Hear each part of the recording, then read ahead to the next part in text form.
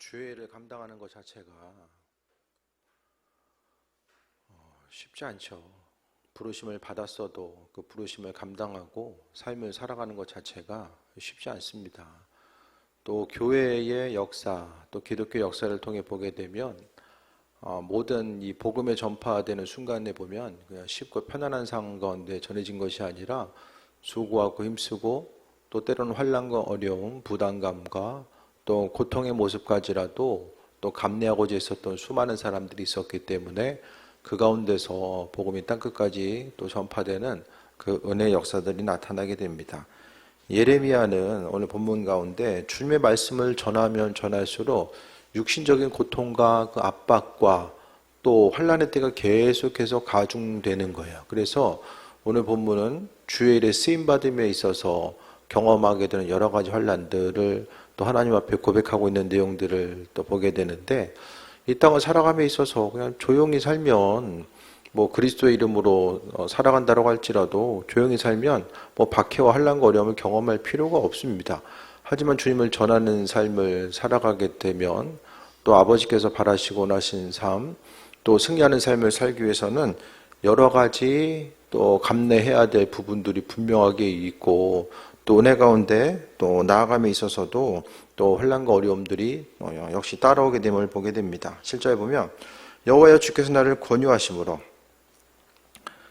하나님이 우리에게 권유하십니까? 이것 좀 해볼래라고 권유하십니까?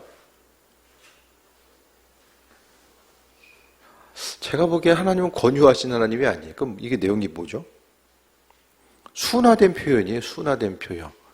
이 권유했다라는 것이 원어를 보면은 심지어는 꼬시고 미혹하다는 내용도 있고, 그러니까 하나님 앞에 지금 예레미야는 이 탄식하면서 야, 주님께 소가 넘어갔구나, 이런 거 자기는 하기 싫었는데 하나님께서 억지로 권면하시고 하게 만들어서 내가 그 권유를 받았사오며 어쩔 수 없이 코 껴가지고 끌려왔다, 지금 그 얘기를 하고 있거든요. 이 성경에 있어서 한글 성경의 표현 자체가 아주 순화시켜서 우리에게 말씀해주고 있죠. 뭐 예를 들어서 이제 하나님이 야, 예레미야 너 한번 이렇게 사역들 감당해 볼래?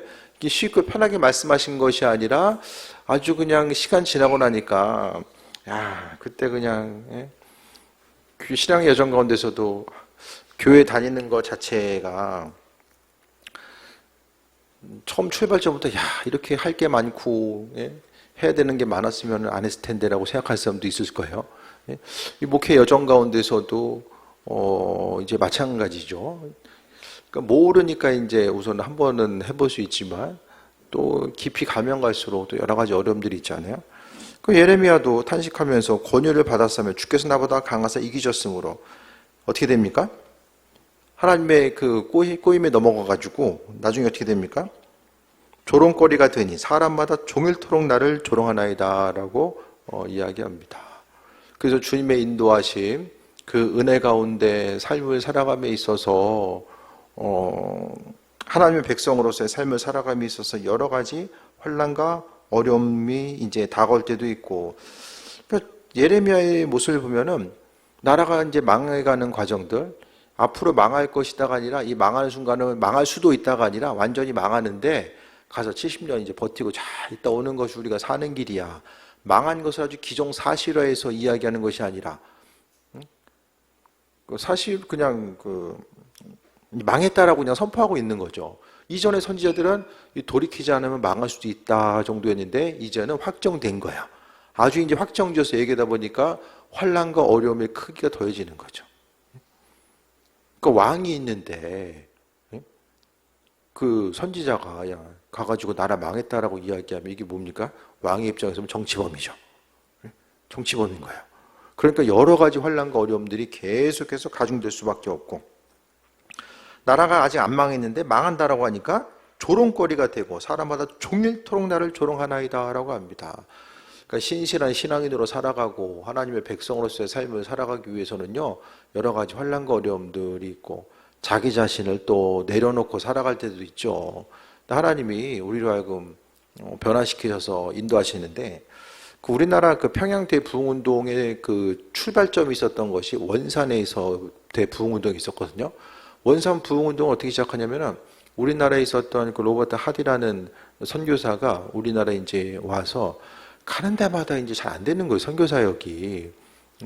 그분이 이제 그 캐나다 그 토론토 의과대학을 나오고 의사로서 이제 사역하기 위해서 우리나라에 왔는데 여러 가지 이제 사역할 때마다 안 되는 거예요.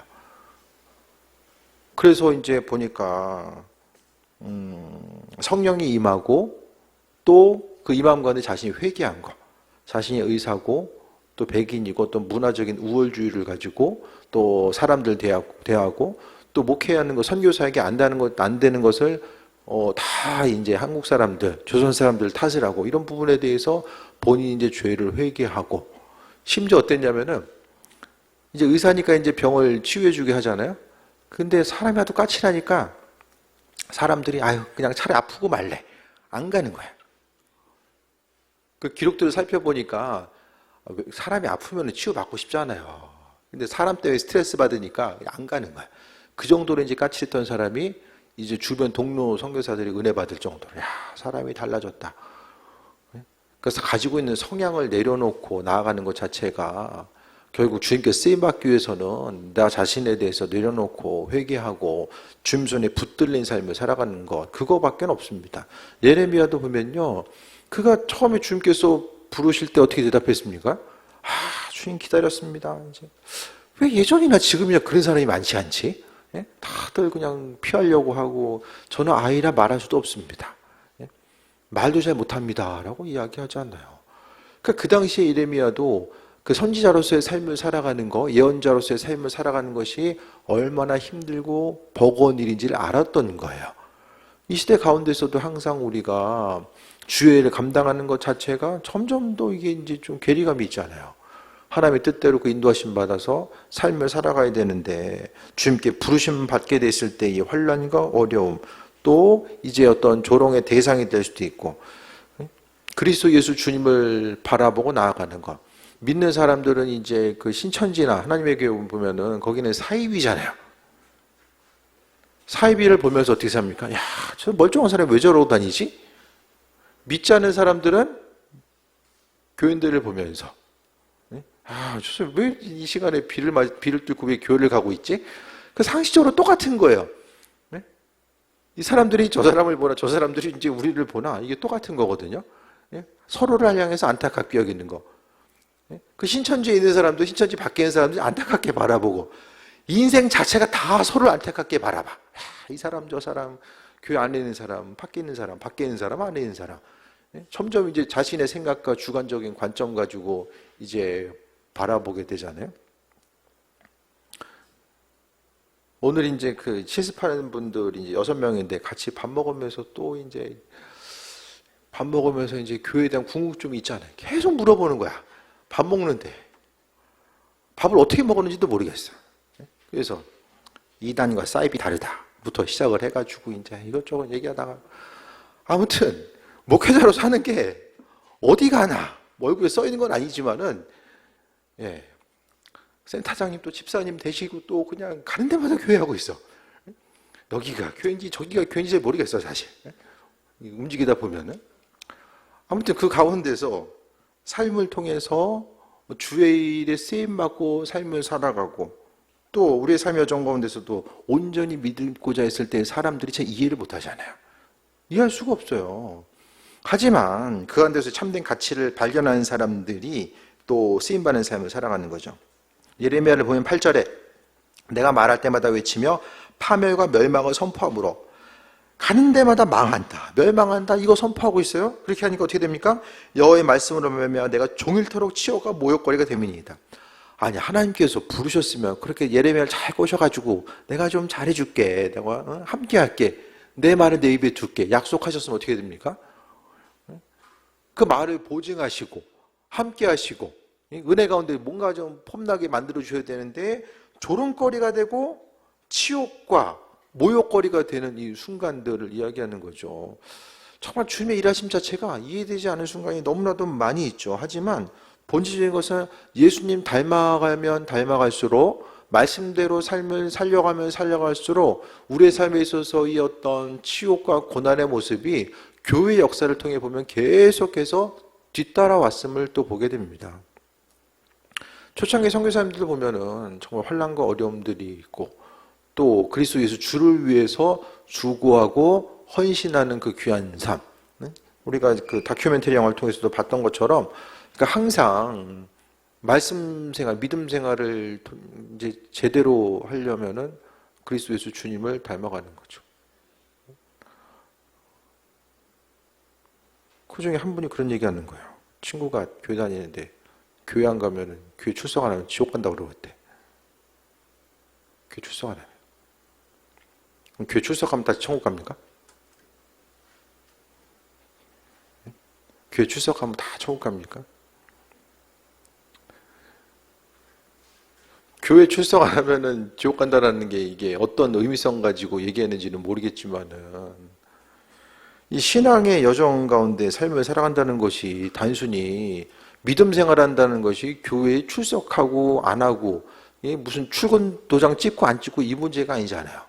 그러니까 믿음의 본질 가운데 온전한 삶을 살기 위해서는 우리가 믿음이 있음이 항상 삶을 통해서 증명되어야 되고 그 증명하는 삶을 살아가기 위해서는 그리스도 예수 주의 이름 때문에 많은 부분에 있어서 환난과 어려움을 감내해야 되는 부분들을 이야기하는 거예요. 그래서 우리가 신앙생활하면서 예수님 때문에 경험하게 되는 여러 가지 불편함, 그냥 고통과 조롱거리나 뭐 치욕과 모욕까지는 아니더라도 그냥 좀 불편한 것 자체가 없다라고 한다면 이게 좀 이상한 거예요. 물론 우리의 예수님 믿으면서 마음의 생각과 우리의 영은 날마다 기쁨과 평안함 가운데 나아갈 수 있지만 우리 영은 그렇게 나아갈 수 있지만 육신적으로는 때로는 주 뜻대로 살아가기 위해서는 환난과 어려움들이 분명히 있을 수 있거든요. 주님 우리에게 항상 기쁨이 되는 것만 그 육신적으로 시키는 것이 아니라 때로는 하기 싫은 것, 부담스럽고 어려운 것들도 아버지께서 하게 하시는 때가 분명하게 있잖아요. 그렇다고 한다면 주 뜻대로 쓰임받고 나아감에 있어서 그 예레미야도 주의 일에 쓰임받는 것이 합당한 일이고 존귀한 것인지 알지만은 당장 육신적인 고난과 어려움이 있었기 때문에 치욕과 모욕거리가 된다라고 이제 표현하고 있죠. 하지만 9절 봅니다. 내가 다시는 여호와를 선포하지 아니하며 그의 이름을 말하지 아니하리라 하면 하도 이제 가는 데마다 욕 먹고 다니고 이제 뭐 돌이 날아오는 그런 환난과 어려움도 있었겠죠. 그렇게 하다 보니까 어떻게 됩니까? 이제는 그만해야 되겠다. 그만해야 되겠다라고 생각을 했는데 어떻게 됩니까? 그의 이름으로 말하지 아니하려면 나의 마음이 불붙는 것 같아서 골무에 사무치니 답답하여 견딜 수 없나이다. 복음을 전하지 아니하고 내 육신에 이제 그만해야 됐다고 하는데 성령께서 그의 마음을 감동하시고 움직이게 하셔서 복음을 전하지 않으면 견딜 수 없는 그 은혜와 풍성함을 하나님께서 허락해 주신 거. 이것이 이제 기름 부음이고 그 은혜의 능력인 거죠. 그러니까 복음 전파하는 것도 전도하는 사람들 보면은 누가 시켜서 전도하는 경우가 별로 없어요. 열매 맺는 사람들 보면은 기쁨과 자원하는 마음을 가지고 하고 또 죄를 전하고자 했을 때 불편한 상황들이 있는 것에 대해서 그것 때문에 막 상처받아가지고 막 마음에 사무쳐서 그것이 아니라 소망 가지고 주를 위해서 이 땅 가운데 경험할 수 있는 고통. 그러니까 아무나 할 수 있는 게 아니잖아요. 자원하는 마음이 없으면 불가능한 것이고 또 마음이 불붙는 거. 이게 어떤 마음이길래 마음에 불이 붙었다고 이야기할까요? 이 신앙의 여정 가운데 마음이 이제 불붙는다. 혹시 이런 체험해 본 적이 있으세요? 마음에 불이 붙는 것 같은 체험.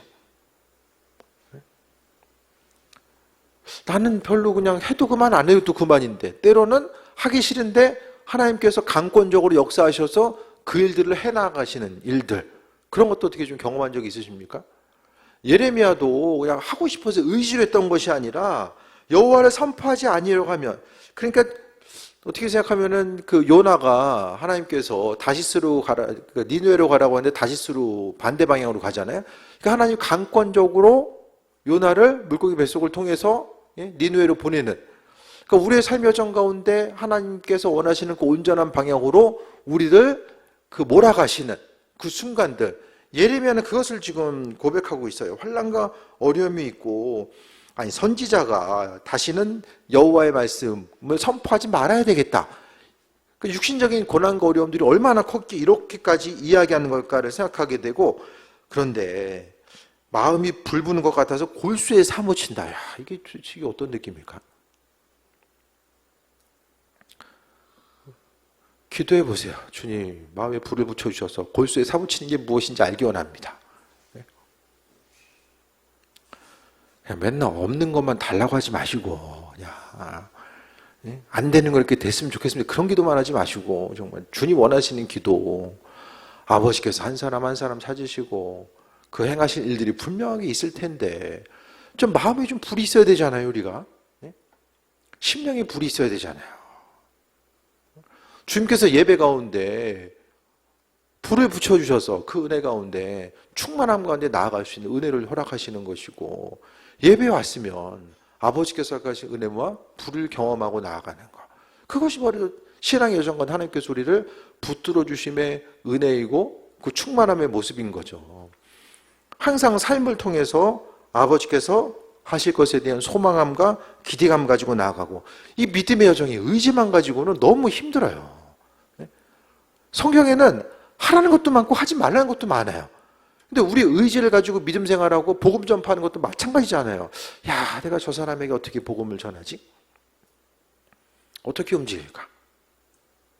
그게 안 되잖아요. 하나님이 하나님의 사람들을 만나게 하셔서 그 뜻대로 쓰임받게 하시는 그 은혜를 경험하게 되는 거죠. 믿음의 여정도, 주께서 은혜 허락하시는 것도, 말씀을 선포하게 하시는 것도 다 하나님의 은혜인 거죠. 오늘 또 설교하려니까 너무 피곤한 거예요. 너무 피곤해 정말. 마음 같아서는 비도 오고 그냥 빨리 끝내고 집에 가고 싶어요. 끝나고 또 할 것도 있고. 하지만 예배 가운데 주께서 새 힘을 주셔서 감당할 수 있도록 새 힘을 주시고, 몸이 피곤하면 이제 앞자리가 바뀌게 됐으니까 야, 이제 좀 그런가 보다 할 수 있지만은, 그래도 주님께서는 감당할 수 있는 힘과 능력은 아버지께서 주신다라고 말씀하고 있잖아요. 마음이 불부는 것 같아서, 그래서 주님께서 좀 허락하시, 마음에 불이 있어서 환난과 어려움이 있다라고 할지라도 내 안에 있는 그 아버지께서 허락하신 은혜의 불이, 골수라는 것은 피가 생성되는 것이고, 어떻게 생각하면 생명의 근원이잖아요. 주께서 우리의 생명의 근원을 건드시고 아버지께서 그 에너지원을 공급해 주시는 그 은혜의 풍성함을 이야기하는 거예요. 그래서 골수에 사무치니 답답하여 견딜 수 없나이다. 뭐가 답답합니까? 말씀을 전하지 않으면 마음에 답답한 거예요. 그런데 우리는 전하라고 하면 답답하잖아요. 답답해져. 그냥 누구 또 전도해야 되나 또 오늘은.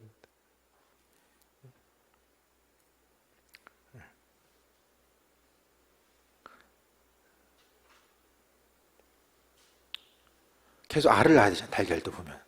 닭들도 알을 낳아야 되잖아요. 우리가 건강하면.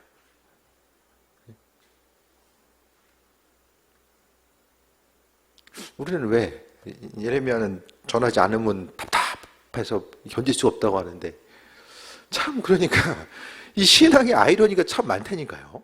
성경 건데 보면 주님은 이것이 기쁨이다라고 말씀하고 있는데, 참 기쁨이가 알긴 알겠는데 좀 내 옆으로 그 기쁨이 좀 흘러갔으면 좋겠고, 나와는 좀 상관없이 전도하고 복음 전하고 주님 하나님 기뻐하시고 그 은혜와 상급이 너무나도 크다는 건 알지만, 당장 삶을 살아가는 데 있어서 좀 불편하니까 좀 피하고 싶고, 이런 부분들이 이제 많이 생기잖아요. 그러니까 결국 그 전도 대상자를 위해서 기도하는 것도 그들의 마음을 움직이게 하는 것도 포함되지만, 전도 대상자를 위해서 기도하다 보면 또 하나님께서 우리에게 기쁨으로 복음 전할 수 있는 마음 또한, 예레미야에게 허락하셨던 그 마음 또한 우리에게 허락해 주지 않을까. 이 세상 가운데 억지로 할 수 있는 일이 뭐가 있습니까? 억지로 하면 잠깐 할 수 있는데 오래를 못해요. 무엇인지 간에 기쁨으로 행할 수 있는 일들이 계속되는 거죠. 10절 볼까요? 나는 무리의 비방과 사방의 두려움을 들었나이다. 그들이 이르기를 고소하라, 우리도 고소하리라 하며 내 친한 것도 다 내가 실족하길 기다리며, 그가 혹시 유혹을 받게 되면 우리가 그를 이겨 우리 원수를 갚지 아니하나이다라고 합니다. 말 잘못해봐 가가지고 바로 고소해야 되겠다. 실족하면 그 꼬투리 잡아가지고 고발해야 되겠다. 주변에서 친한 친구도 그러고 있는 거야. 그러니까 쉽게 이야기하면 사방이 적이야. 말씀대로 살려고 하다 보면은 참 주변에 사람들이 많아질 수도 있지만은 때로는 세상은 복음의 말씀 듣기 싫어하거든요. 공중의 권세 잡은 자, 사단은 신앙인들, 주변 한 사람 한 사람이 복음의 말씀 듣는 거 싫어합니다.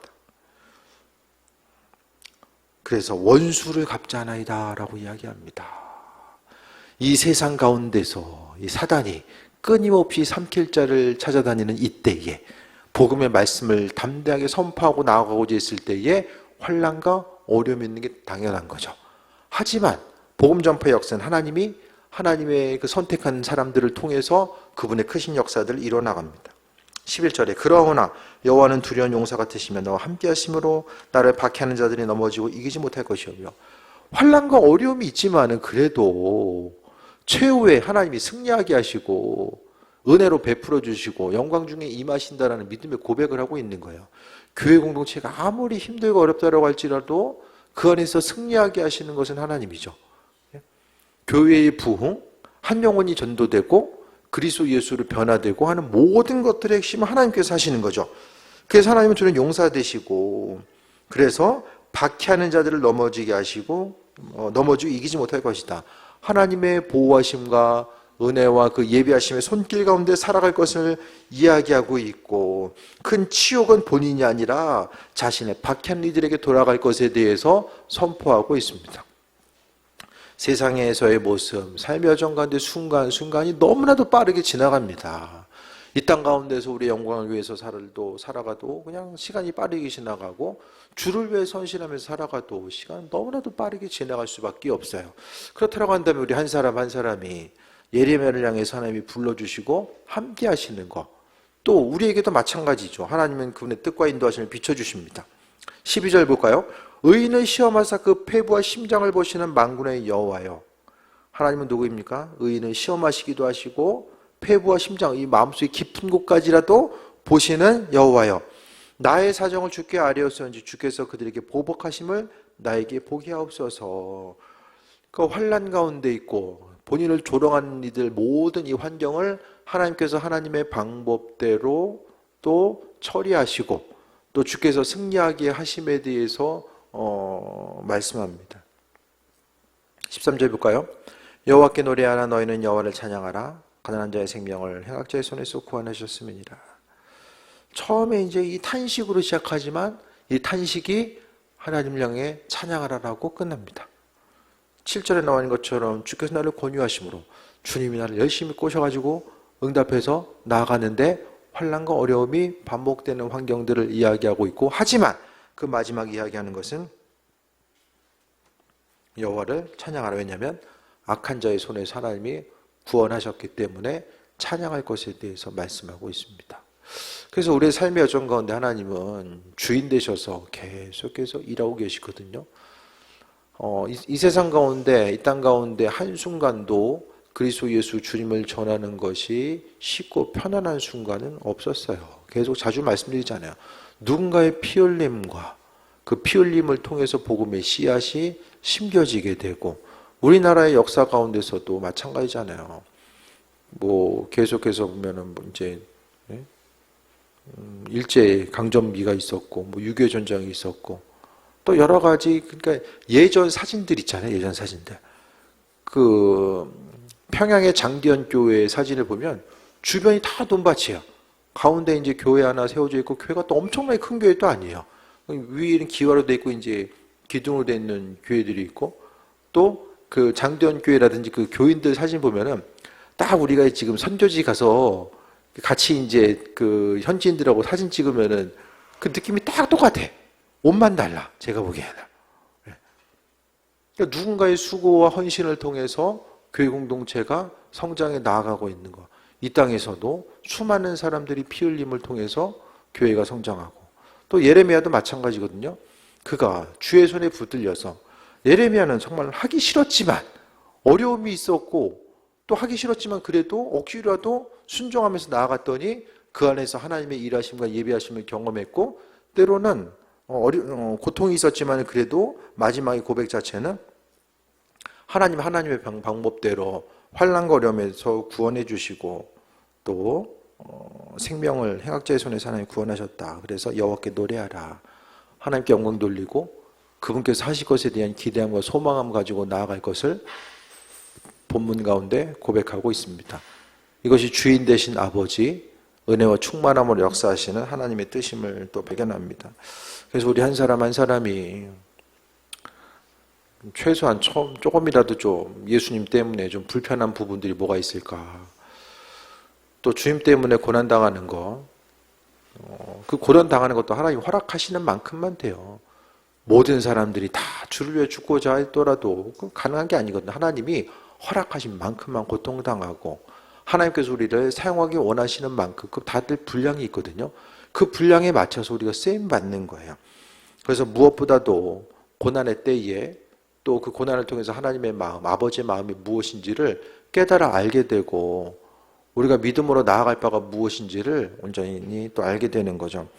그래서 오늘 예레미야가 환난과 어려움이 있고 그가 이제 사역자로 선지자로 예언자로 쓰임받음에 있어서의 고통이 있지만 그래도 하나님께서 은혜 가운데 세임 허락하여 주시고 또 복음을 전하는 것 자체가 그러니까 쉽게 말씀드리면 주의 복음의 말씀 전하고자 했을 때에 마음에 부담과 어려움이 있으면 뭘 해야 됩니까? 그 다음부터 그리스도 예수 아버지 마음으로 체험받고자 하는 것이 선행되어야 돼요.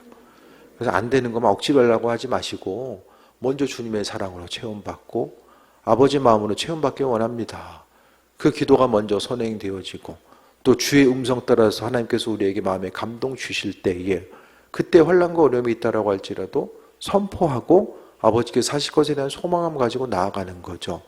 이 마지막 때에 주님 오심의 때가 가까운 이 마지막 때에 하나님은 들판은 휘어졌으되 추수한 일꾼이 적다라고 탄식하셨는데 이 땅 가운데서 하나님께서 우리 한 사람 한 사람 부르셔서 아버지께서 살아 역사하심에도 불구하고 전혀 인지하지 못하고 세상의 마지막과 죽음 이후의 모습이 어떠한지에 대해서 전혀 관심 없이 삶을 살아가는 그 수많은 사람들을 향해서 또 우리를 불러주시고 그들을 구원하기 원하시는 아버지 마음 또 주의 일에 쓰임받음에 있어서의 탄식할 때가 있고 고난의 모습이 있다고 할지라도 하나님 그 한 사람 한 사람을 통해서 아버지의 뜻을 이루시고 함께 하심에 대해서 감사하고 삶의 여정 가운데 쓰임받을 수 있음이 은혜임을 고백하며 더 주께 찬양하는 귀한 삶 되시기를 축원드립니다. 기도하겠습니다. 주님의 선하신 뜻 가운데 불러주시고 함께 하신 것 감사드립니다. 날마다 오직 주께만 영광 돌리게 하시고 아버지께서 주인 되셔서 일하심에 감사하며 새해 먹고 나가고자 합니다. 예레미야 마음속에 허락하여 주셨던 그 성령 충만함의 역사가 우리에게도 동일하게 이어지게 하시고 우리의 삶을 더욱더 견고하고 또 우리의 성품을 다듬어 주시고 아버지 보시기 합한 존귀한 삶을 살게 하여 주옵소서. 불러주시고 사용하심에 감사드립니다. 예수님의 이름으로 기도드립니다. 아멘.